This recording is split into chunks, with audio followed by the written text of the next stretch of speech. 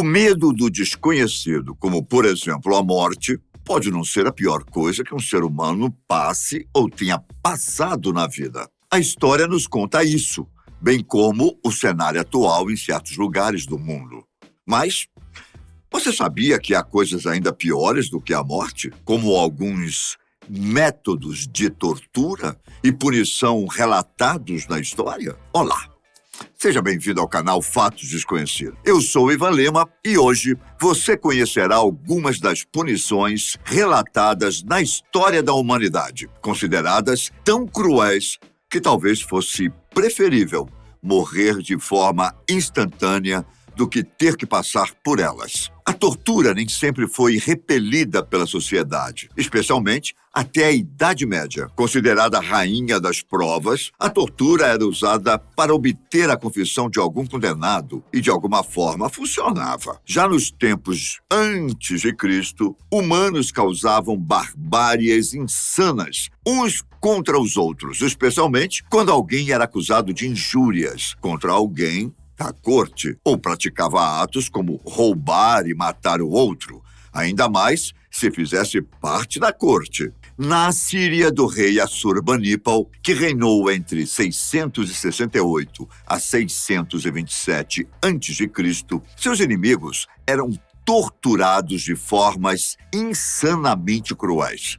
Um dos métodos era a esfolação. Consistia em amarrar o indivíduo e, com uma lâmina bastante afiada, arrancar a pele do condenado, começando pelas canelas. Depois, removiam a pele das nádegas, dos braços, costas e barriga. A dor era tanta que muitos desmaiavam logo no início. Então, penduravam a pessoa pelos pés, a fim de que o sangue vertesse até o cérebro, para evitar o desmaio. Quem sobrevivia à tortura era deixado em algum canto do palácio para morrer de infecção. Na Pérsia do século V a.C., um método utilizado pelo Império contra traidores, assassinos e também contra alguns invasores bárbaros capturados era o escafismo, também conhecido por suplício dos botes. O método consistia em colocar a pessoa nua entre dois botes, encaixados um sobre o outro, deixando de fora apenas a cabeça, as mãos e os pés.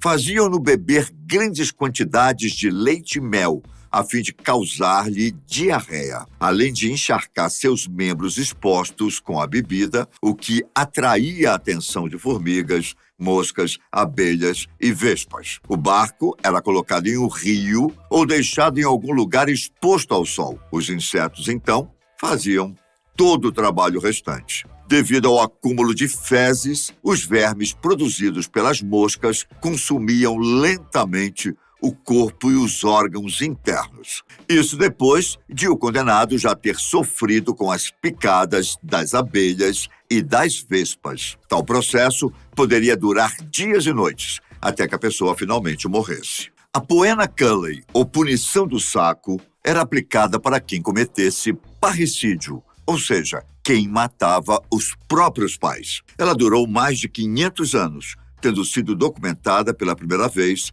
no ano 100 a.C., durante o Império Romano. A forma de execução variou bastante durante o período que existiu, mas consistia basicamente em espancar e sangrar o culpado antes de colocá-lo dentro de um saco de couro, junto com uma variedade de animais vivos, como macaco, galinha, cachorro e uma serpente. Não é preciso nem entrar em detalhes depois disso, certo? Em alguns casos, antes que os animais pudessem exterminar de vez o indivíduo, o saco era jogado dentro de um rio, matando-os afogados. Uma das formas mais comentadas e lamentadas, especialmente entre os cristãos, é a crucificação. Esse método cruel de castigar e matar os inimigos do Império foi amplamente utilizado na Roma de 2000 anos atrás. Ladrões, assassinos e, em certos casos, pessoas que iam contra as leis do imperador eram obrigadas a carregar uma pesada cruz até um local predeterminado, onde eram amarradas pelos braços e pernas e canelas. De forma lenta, acabavam morrendo. A Bíblia diz que Jesus foi preso na cruz com o uso de pregos, tanto nas mãos quanto nos pés. Mas o mais comum era amarrar a pessoa, o que já era suficiente para fazê-la sofrer. A morte vinha por esmagamento dos órgãos internos, sendo os pulmões os mais afetados, o que gerava asfixia e posterior morte. O método também foi aplicado em Burma e também no Japão, que inclusive teria usado a cruz durante a Segunda Guerra Mundial, a fim de torturar e matar inimigos. Outro método bizarro de tortura e condenação à morte que vou citar é conhecido por emparedamento. Esse método, como o próprio nome sugere, consistia em trancafiar o condenado em um recinto minúsculo e coberto por tijolos ou pedras. E raramente havia aqueles que recebiam água ou alimento.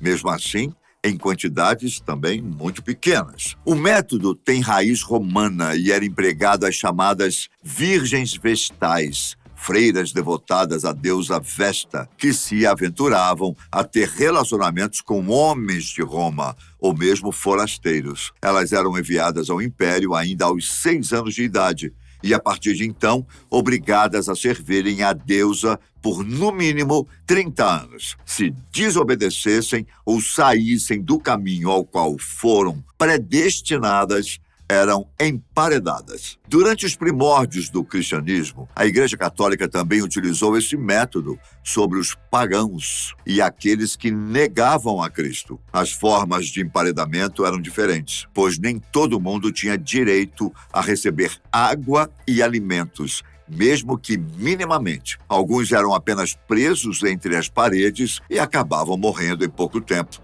sem comida, água e também sem ar. Dependendo do caso, nem crianças eram poupadas. A Idade Média deixou muita coisa ruim para os livros de história. Dentre elas, métodos que, desculpe a expressão, deixavam o lá de baixo com inveja, viu? Quando alguém era pego em contravenção com as leis, normalmente pagava com a própria vida, mas não antes de passar momentos delirantemente dolorosos e fatais. As rodas de despedaçamento foram muito utilizadas também, não só por imperadores, como também pelo clérigo da Igreja Católica, contra os criminosos e aqueles que se opunham aos dogmas da Igreja. A pessoa era amarrada à roda, de forma que, ao ser girada, tinha seus ossos quebrados, mas não chegava a morrer. A morte vinha como consequência, já que era comum a pessoa ser deixada lá, pendurada, esperando a morte chegar.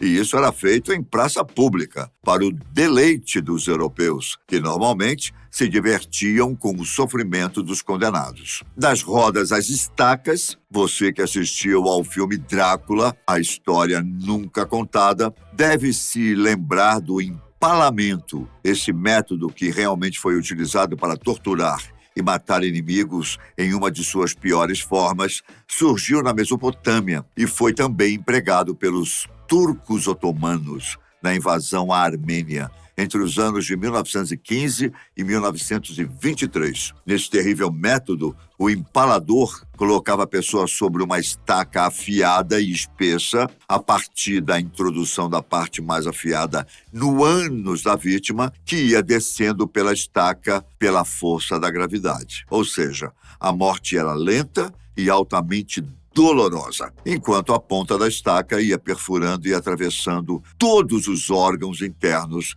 até sair pela boca, literalmente. Métodos de confissão e castigo foram vários. Outro que foi usado pela igreja, que não matava, mas provocava uma dor intensa devido ao deslocamento dos ossos, foi o hack, uma mesa sobre a qual a pessoa era colocada e tinha seus pulsos e canelas amarrados nas extremidades. A engenhoca era feita de forma que o torturador tensionava as cordas por uma manivela e, consequentemente, puxava os membros para lados opostos, fazendo com que todo o corpo da pessoa se esticasse. Quanto maior a tensão, mais esticado ficava o corpo e maior a dor e as consequências do ato. Esse método ficou em uso por mais de 200 anos, sendo iniciado por volta de 1600. A Inquisição, que durou dos anos 1500 a 1800, mostrou também o que o ser humano é capaz de fazer contra outro, quando alguém se mostrava apóstata ou era acusado por heresia. No auto de fé, o acusado passava por uma espécie de julgamento frente a um público que normalmente desejava ver o final da história. Se a pessoa não se convertesse, continuasse a repudiar a igreja ou insistisse na heresia, era condenada à morte no garrote ou na fogueira. O garrote, inclusive, foi também usado aqui nas terras tupiniquins como resultado da condenação. As mulheres acusadas de bruxaria naqueles difíceis anos da Idade Média também tinham um final nada agradável. Além da fogueira, eram julgadas de uma forma pela qual não tinham escapatória, nem mesmo se fossem, depois de mortas, consideradas inocentes. O fato é que algumas foram amarradas e submersas na água. A ideia era que, se fossem realmente bruxas, usariam dos seus superpoderes e conseguiriam escapar do fundo do rio. Se escapassem, era um sinal de bruxaria, então seriam levadas à fogueira. Se não conseguissem escapar, era porque não tinham poder algum, o que as fazia morrer afogadas. De acordo com os pensamentos dogmáticos da época, ao menos seriam destinadas ao céu. Durante a Inquisição Espanhola, um instrumento bastante utilizado e que ainda dava chances de arrependimento antes de morrer, mas não sem antes de causar uma dor terrível, era o esmagador de cabeças. Consistia em um capacete ligado a uma barra onde se apoiava o queixo da vítima. O parafuso superior era girado enquanto apertava o capacete, comprimindo a cabeça da vítima. O torturador ia girando a manivela até quebrar a mandíbula e os dentes da pessoa. Se não parasse, os olhos saíam do lugar,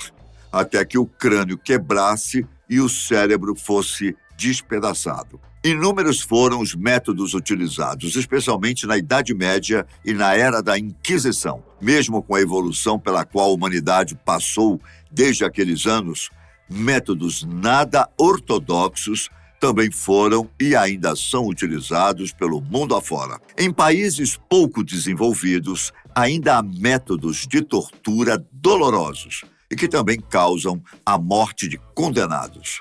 Porém, pelo que você viu até aqui, o homem é capaz de tudo para obter informações, confissões e se vingar de seus inimigos.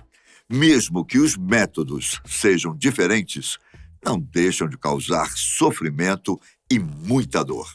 Eu fico por aqui, na esperança de que um dia tudo isso fique somente nos livros de história mais horrendos, mas que, infelizmente, não podemos nos esquecer para que os mesmos erros não sejam novamente cometidos. Fique com Deus, um grande abraço e até a próxima. Tchau!